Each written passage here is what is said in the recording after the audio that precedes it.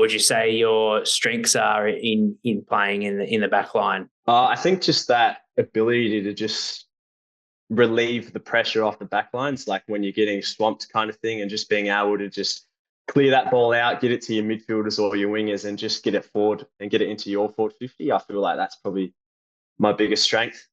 How do you keep yourself sort of motivated and accountable to the program, particularly in season when, as we know, it's a long competitive year? What are some things that you found helpful, I guess, for those listening in that find it hard to stick to a program in season? What's helped you? Yeah, I find it's just my mindset always is like you have an option to put in the work or not put in the work.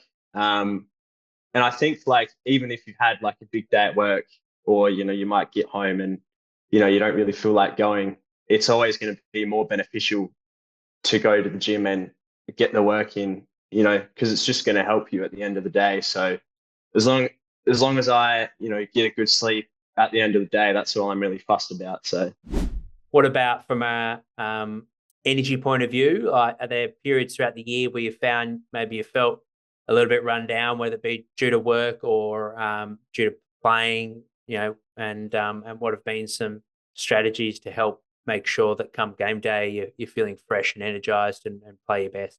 Sometimes you don't always get to bed on time and you're feeling it throughout the day. And then, you don't go to bed early that night, then it just kind of carries over. I think just the one thing that's helped me the most is just like eating well, lots of water, lots of good foods. It really does help. Staying away from the processed and, the not good foods. I think it just has helped me just recover that little bit better. And then, you can kind of get away with, if you missed a bit of sleep, as long as you're eating well, I think your body responds really well to it. And then it's just kind of how I'm feeling on a Friday. If I'm feeling a bit sore, I'll probably not do the primer. But if I'm, feeling up to it and everything, I'll, go do the primer and get that done. But yeah, on a Friday, it just depends on how I'm feeling and if I need more rest for a Saturday kind of thing, or if I, am feeling good. How did you sort of get on that wavelength? Where did the penny drop where you started to recognise that sleep was important, nutrition, some of these sort of lifestyle factors for your football?